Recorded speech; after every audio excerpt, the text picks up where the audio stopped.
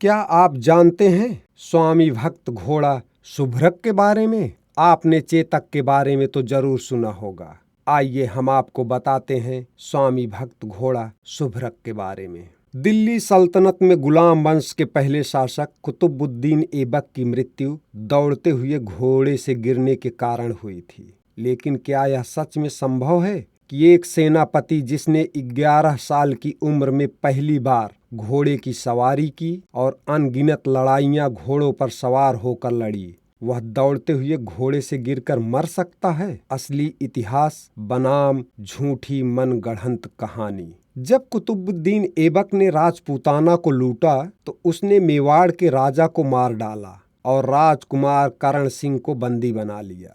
लूटी गई संपत्ति और राजकुमार के साथ वह राजकुमार के घोड़े शुभ्रक को भी लाहौर ले गया। लाहौर में करण सिंह ने भागने की कोशिश की और इस प्रक्रिया में पकड़ा गया।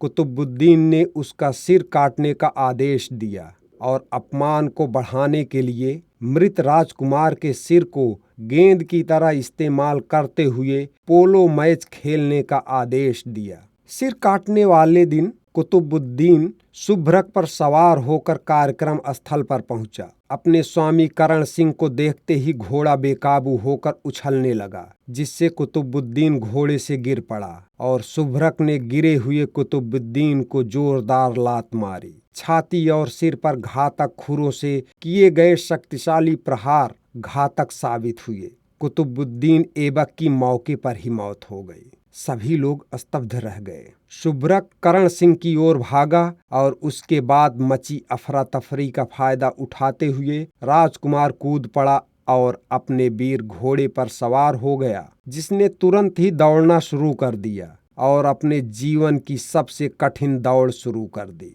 यह लगभग 3 दिनों तक लगातार चलने वाली दौड़ थी, जो अंत में मेवाड़ राज्य के द्वार पर जाकर रुकी। जब राजकुमार काठी से उतरा तो शुभ्रक मूर्ति की तरह स्थिर खड़ा था। करण सिंह ने प्यार से घोड़े के सिर पर हाथ फेरा, लेकिन जब शुभ्रक जमीन पर गिरा तो वह चौंक गया। शक्तिशाली घोड़ा अपने मालिक को बचाने में सफल रहा और मरने से पहले उसे सुरक्षित उसके राज्य तक पहुंचाया। हमने चेतक के बारे में पढ़ा है, लेकिन शुभ्रक की कहानी वफादारी से परे है। इस तरह के तथ्य हमारी आधुनिक शिक्षा प्रणाली में कभी भी पाठ्यक्रम का हिस्सा नहीं बनते। हम में से ज्यादातर लोगों ने यह नाम भी नहीं सुना है। क्या किसी ने सुना है? यह इतिहास में दफन हो चुका है। अपनी महिमा को साझा करने का समय आ गया है। कमेंट में हमें जरूर बताइए। जय हिंद, जय भारत।